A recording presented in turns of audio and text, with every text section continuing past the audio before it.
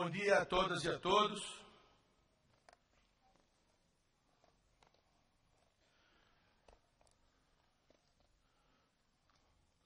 Com esse refrão, o Brasil saudou a chegada da República. Liberdade, liberdade, abra as asas sobre nós. Das lutas na tempestade, dá que ouçamos sua voz. Há 122 anos e alguns dias, naquele distante 15 de novembro, continuamos cotidianamente lutando e clamando por liberdade. Excelentíssimo senhor presidente Ofir Cavalcante Júnior, em nome de quem saúdo a todos os integrantes da Ordem dos Advogados do Brasil. Quero saudar o Poder Legislativo, o Poder Judiciário, em nome dos ministros Carlos Aires e César Asson Rocha. O Poder Executivo, em nome do governador Beto Richa e do ministro Adams, representando a presidente Dilma. O Poder Legislativo, em nome do senador Álvaro Dias e do deputado Sérgio Carneiro. Na honrosa condição de falar em nome dos presidentes das valorosas seccionais da Ordem, que aqui estão com suas delegações para discutir temas de relevância na vida jurídica nacional, nos cabe reforçar o compromisso de todos nós, pela ética em nossas ações e retemperar nosso pacto com os advogados e as advogadas brasileiros. Pela luta do engrandecimento da nossa categoria. Apesar do empenho, da força e da respeitabilidade da nossa instituição, ainda não temos reconhecido a sua grandeza e a sua eloquência e sua decisiva importância na realização do direito, uma vez que hoje, em menosprezo aos princípios constitucionais da Magna Carta, não recebe o tratamento que lhe é devido em face da magnitude de nossa missão por parte de parcela, infelizmente minoritária, da magistratura, a qual, naturalmente, por injustificável arrogância e devido despreparo cultural, funcional e moral, teima em sentir-se superiores à advocacia.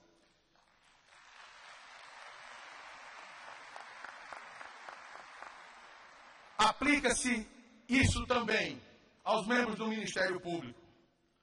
Some-se a isso o nosso compromisso com o Estado democrático de direito e a busca da obtenção da cidadania plena, os quais nos vinculam de forma cada vez mais pungente, vibrante, tornando-se mesmo uma razão política da nossa luta institucional. É aqui, senhoras e senhores conferencistas, neste majestoso estado do Paraná,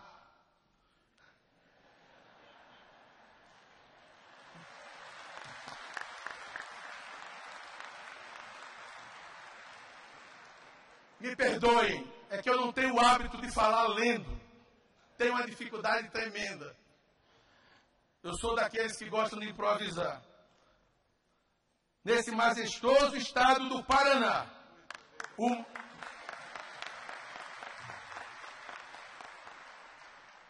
o mais belo a fugir entre os astros do cruzeiro, conforme enaltece seu belo hino, que não só devemos, como precisaremos ser luzeiros, buscando iluminar a estrada da advocacia nacional, com vista a cumprir nossas responsabilidades com a nação brasileira.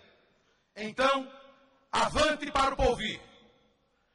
E neste momento futuro, presidentes seccionais, devemos nos fixar, lastreados pelos 81 anos da história da Ordem, comemorados semana passada, além de integrar mais de 20 conferências, das quais a 7ª aqui realizada em Curitiba, nos chamados anos de chumbo, quando as advogadas e os advogados brasileiros opuseram resistência ao regime de exceção, clamando corajosamente pelo restabelecimento das liberdades individuais e pela democratização do país. Hoje, apesar de vivermos numa democracia, o povo brasileiro continua refém, não mais de seu direito de ir e vir, nem seu direito de expressão, mas refém de sua liberdade de poder aprender. E aqui me refiro ao direito do saber, que é, sem dúvida, a maior pena imposta à nação brasileira, ratificada pelos últimos dados obtidos no IBGE de 2010. Sem saber, o sol não brilha para todos, as oportunidades não aparecem, as ideias não fluem, o discernir deixa de existir, ficando fácil a manipulação das almas e das consciências por aqueles que vivem como parasitas, à sombra da ignorância, do analfabetismo, dela se completando. Com isso, o campo se torna-se fértil para a política malsã dominar as instituições e fazer crescer todas as mazelas que diuturnamente tentamos combater. Sem educação não há luz, não há caminhos, não há solução. Sem um sistema educacional eficaz e não essa ficção alardeada pelo governo federal, tendo como coadjuvantes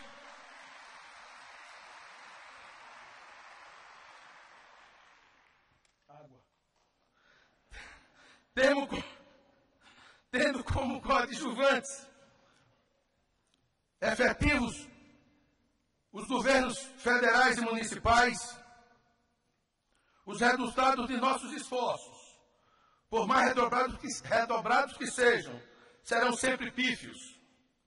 Nos tempos das sombras, das ruas desse país, ao risco da repressão, bradava-se: povo unido jamais será vencido. Como se fosse uma verdade absoluta. Reafirmo: povo deseducado é povo desinformado, por isso, fácil de ser manipulado. E essa é a razão, e essa é a realidade brasileira vista nua e crua. E é por isso que justifica e conduz à baixíssima qualidade da maioria dos nossos políticos, à risível deficiência dos nossos governantes, e pior de tudo isso, é a condescendência da sociedade brasileira com a vergonhosa corrupção que se enraiza em vários setores da vida nacional.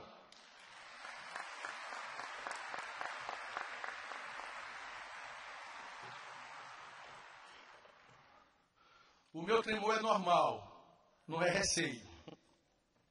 Mas tudo isso também é reflexo da impunidade criminosa que boa parte devido à morosidade de um judiciário que somente agora parece acordar de um sono letárgico, como consequência dos ruídos provocados pelo advento do Conselho de Segurança Nacional de Justiça, que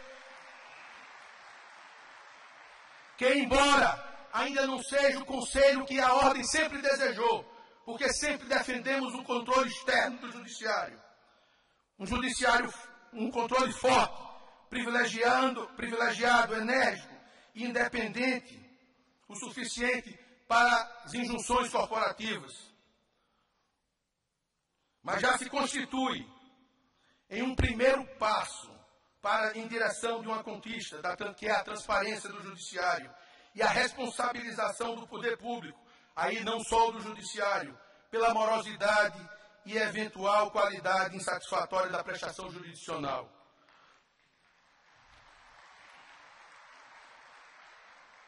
Todos sabemos que há a tentativa de castração do CNJ, buscando reduzir a sua competência fiscalizadora e punitiva, num silencioso esforço de manter o odioso corporativismo que é graça, sem cerimônia, nas hostes daquele poder. Basta lembrar, a mais enérgica sanção de um membro do Poder Judiciário é o prêmio de uma aposentadoria.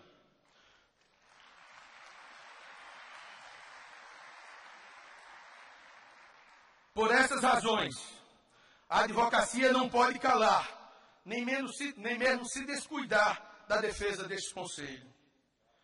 Mas não é só. É preciso intransigentemente não apenas defendê-lo contra aqueles que buscam a impunidade para a toga, mas também lutar por sua reestruturação e libertá-lo, de uma vez por todas, da possibilidade das influências corporativas. Se vamos continuar caminhando em busca do saber e da educação para o povo brasileiro, é essencial a lei do ficha limpa seja confirmada em sua plenitude pelo Supremo Tribunal Federal.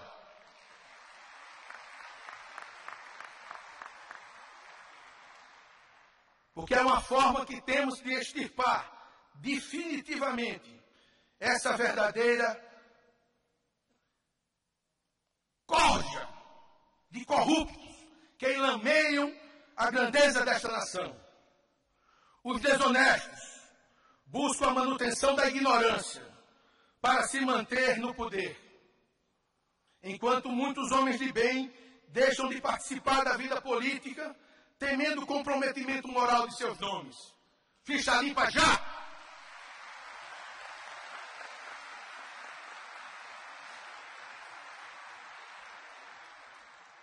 Nossa OAB alcançou agora uma grande vitória, magnífica. O reconhecimento unânime do Supremo Tribunal Federal pela constitucionalidade do exame de ordem. Isso, no entanto, nos traz uma responsabilidade ainda maior. A de agora buscar o máximo de entendimento com as faculdades de direito sobre esse de número indiscutivelmente excessivo, para alcançarmos juntos a qualidade do ensino jurídico ao patamar de excelência, cumprindo deste modo a lamentável omissão do Ministério da Educação, que não dá o devido valor às aposições da ordem, quando criteriosamente analisa através de suas comissões de ensino jurídico. Cremos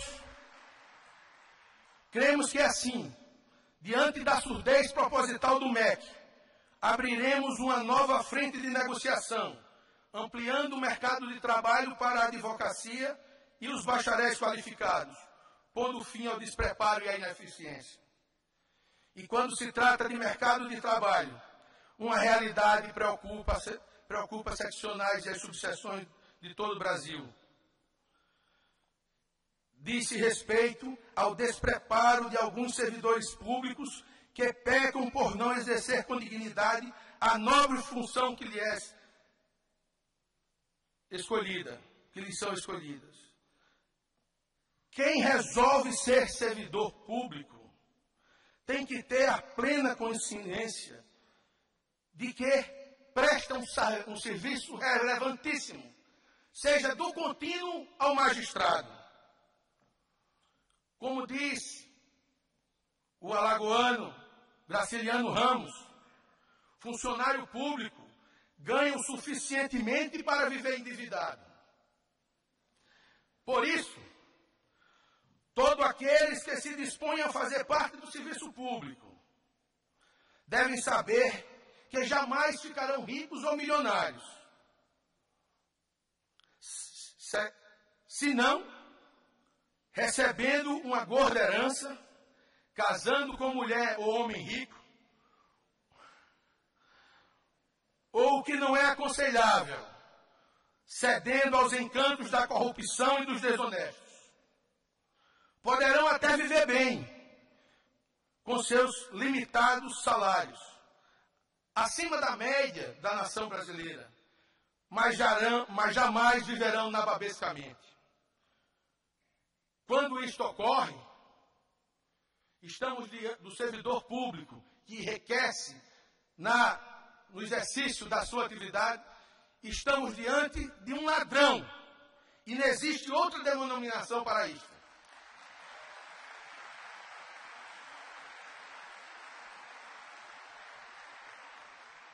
Essa realidade, no entanto, tem incomodado muita gente no judiciário. E nesse incômodo, se deixam dominar pela inveja em relação aos honorários que nós, advogados, somos merecedores.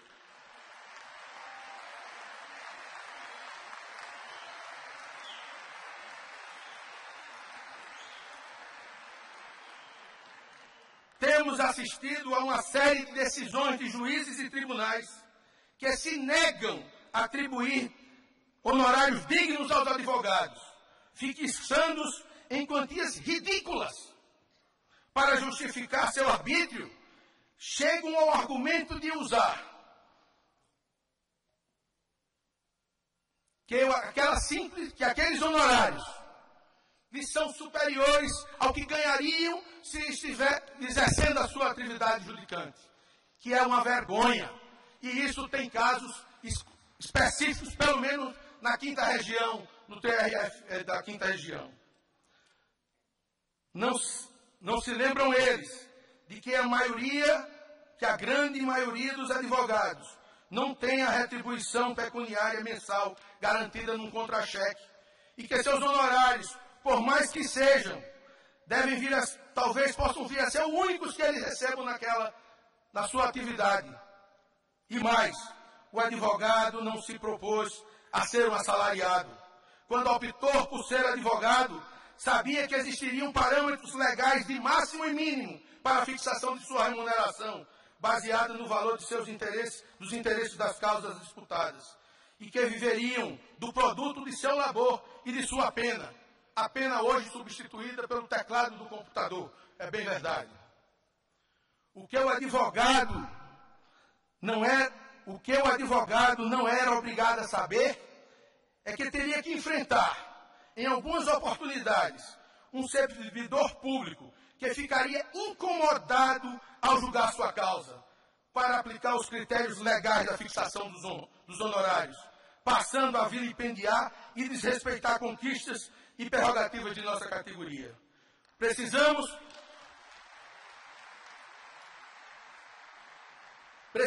deixar claro que, ao agir contra nossas prerrogativas, esse tipo de magistrado está, na verdade, voltando-se contra a própria justiça, já que nós advogados temos um munus público, a função social de socorrer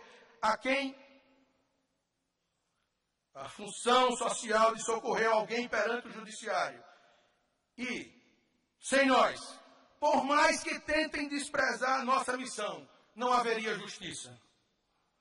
Por isto, esta conferência deverá ser o cenário da deflagração da maior de todas as campanhas de resgate dos honorários e defesa das prerrogativas da advocacia jamais vista. Devemos, neste momento, reforçar as trincheiras para a defesa intransigente da advocacia plena nesse país.